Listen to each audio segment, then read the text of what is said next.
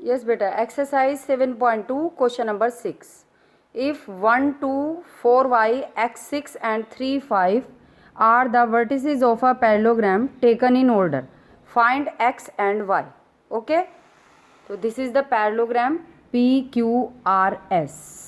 इसके जो वर्टिसेस हैं वो हमने एक ऑर्डर में ले लिए, P then Q then R then S. Okay, given है हमारे पास P Q R S is a parallelogram. P Q R S is a parallelogram. We know that diagonals of the parallelogram bisect each other. तो क्या होगा, जो हमारा diagonal है P R वो एस क्यू को बाइसेक्ट कर रहा होगा. Bisect means two equal part में डिवाइड करना.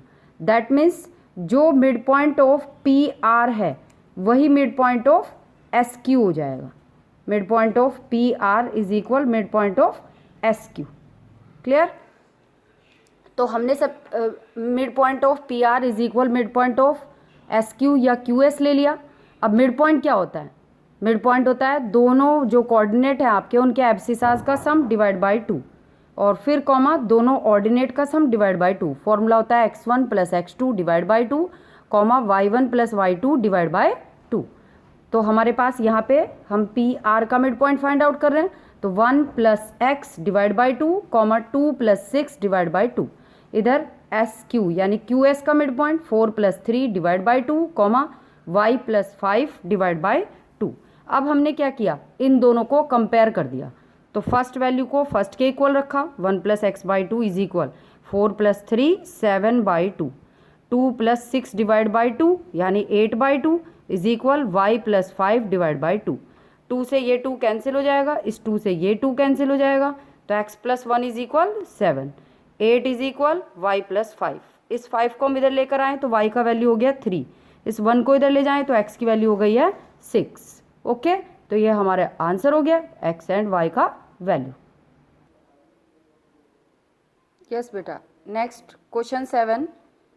Find the coordinate of a point A where A B is the diameter of a circle whose centre is 2 minus 3 and B is 1, 4. तो इस question में given है हमारे पास ये एक circle है और इसका सेंटर हमने मान लिया सपोज ओ है इसका सेंटर और ओ के कोऑर्डिनेट गिवन थे 2, -3 and the coordinate of point B is 1, 4. Let कर लिया हमने coordinate of A is a, b.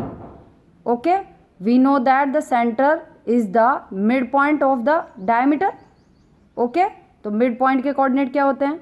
x1 plus x2 divide by 2. तो a प्लस 1 डिवाइड बाय 2. फिर y1 plus y2 divide by 2 equal कितना हो गया हमारे पास? 2, -3. ठीक है, अब हम फर्स्ट पॉइंट को फर्स्ट के साथ कंपेयर कर देंगे. तो a plus 1 divide by 2 is equal 2 comma b plus 4 divide by 2 is equal -3. तो यहाँ से हमारे पास आ गया बेटा a is equal 2 into 2 4 -1 and b is equal 2 into -3 यानी -6 -4.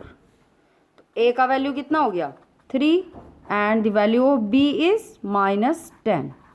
ओके, तो ये हमारे पास जो है कोऑर्डिनेट ऑफ पॉइंट a आ गया. Has the coordinate of a 3, -10. Is it clear? Next है बेटा question number 8. If a and b are -2, -2 and 2, -4 respectively, find the coordinate of p such that AP is equal 3/7 AB and P lies on the line segment AB.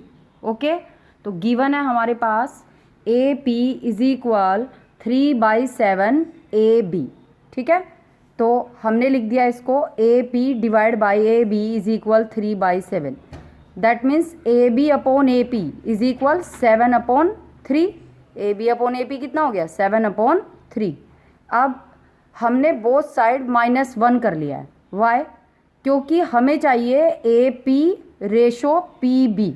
तो अगर AB में से हम A P minus कर दे तो B P आ जाएगा, तो -1 करने से क्या होगा, ये ए पी इधर चले जाएगा, तो A B minus A P क्या बचेगा हमारे पास, बी पी। तो इसलिए हमने -1 कर लिया बोथ साइड। तो A B minus A P upon A P is equal 7 - 3/3। A B minus A P, A B ये पूरी लाइन है, इसमें से अगर हम ए पी माइनस कर दे ए बी में से, तो ए पी माइनस करने से क्या बचेगा, बी पी। तो हमारे पास हो गया B P upon A P is equal 4/3। A P upon B P is equal 3/4। तो A P ratio B P is equal कितना हो गया, 3/4। अब हमें क्या करना है, सेक्शन फॉर्मूला अप्लाई करना है और पी के कोऑर्डिनेट फाइंड कर लेने हैं, क्योंकि ये तो हमें क्लियर हो गया है कि ये पॉइंट पी इस लाइन को किस रेशो में डिवाइड कर रहा है, 3/4। तो अब हम पी के कोऑर्डिनेट फाइंड करने के लिए क्या करेंगे, सेक्शन फॉर्मूला यूज करेंगे, mx2, तो 3 × 2 फिर plus nx1 4 × -2 divided by 3 + 4 comma my2 3 × -4 plus n कितना है 4, y1 था -2 डिवाइडेड बाय 3 + 4। ओके, 3 + 2 6, 4 × -2 -8, तो 6 - 8 कितना हो गया, 6 - 8 हो गया हमारा -2। 3 + 4 7, 3 × -4 -12, 4 × -2 -8, -12 -8 कितना हो गया, -20 डिवाइडेड बाय 4 + 3 7। ओके, तो ये हमारे कोऑर्डिनेट हो गए किसके, पॉइंट पी के। क्लियर हो गया। तो पहले हमने रेशो फाइंड कर लिया, देन हमने कोऑर्डिनेट फाइंड कर लिए पी के लिए। ओके बेटा, नेक्स्ट है question number 9। Find the coordinate of the point which divide the line segment joining A and B into 4 equal parts. ठीक है, तो कैसे पॉइंट फाइंड करना है, जो इस लाइन सेगमेंट ए बी को 4 इक्वल पार्ट्स में डिवाइड कर दें। तो 4 इक्वल पार्ट्स में डिवाइड करने के लिए मिडिल में हमें 3 पॉइंट्स चाहिए, तो एक पार्ट ये हो जाएगा हमारा, एक ये हो गया, एक ये और फिर एक ये, तो ये 4 पार्ट्स हो गए हमारे। तो हमने लेट कर लिया कि ये पॉइंट सी है, ये डी है, ये ई है। तो आपको दिखाई दे रहा है कि जो ए सी है उसके कंपैरिजन में सी बी वाला पोर्शन जो है वो 3 टाइम्स है, ए सी का 3 टाइम्स है इधर का पोर्शन, 1 2 3 टाइम्स है। तो पॉइंट सी इस लाइन ए बी को किस रेशो में डिवाइड कर रहा है, 1/3। वहीं पे जो डी है उसके लिए इधर भी 2 पोर्शन है, इधर भी 2 पोर्शन है, तो किस रेशो में डिवाइड कर रहा है, 2/2। 2/2 का मतलब क्या हुआ, 1/1। ई पॉइंट के लिए इधर 3 वैल्यूज है, ये इधर वाला पोर्शन 3 टाइम्स हो गया इसका। तो ई पॉइंट जो है वो इस लाइन ए बी को 3/1 में डिवाइड कर रहा है। अब आपको क्या करना है, सेक्शन फॉर्मूला यूज करना है बस, और आपने पॉइंट सी डी और ई के कोऑर्डिनेट फाइंड आउट कर लेना है। जैसे हमने सी फाइंड कर लिया है, तो 1 × m × x2, तो mx2 1 × 2 plus n × x1 3 × -2 divided by 1 + 3। फिर m यानी 1 × y2 8 प्लस n यानी 3 × y1 2 divided by 1 + 3। 3 × -2 -6 + 2 divide by 3 + 1 4। तो -6 + 2 कितना हो गया, -4, तो -4/4। 8 और 3 × 2 कितना हो गया था, 6, 8 + 6 14 डिवाइड बाय 4, तो ये कितना हो गया 7/2। तो -1, 7/2 सी के कोऑर्डिनेट आ गए। ऐसे ही हम पॉइंट डी और ई के कोऑर्डिनेट फाइंड कर लेंगे। ओके बेटा, यस बेटा, last question. Find the area of a rhombus of its vertices are 3 0 4 5 -1 4 and -2 -1 taken in order.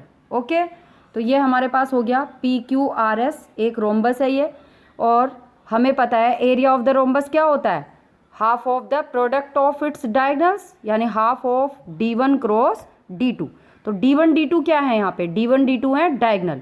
तो हमने लेट कर लिया कि PR जो है ये फर्स्ट डायगोनल है D1 and QS is the second diagonal D2।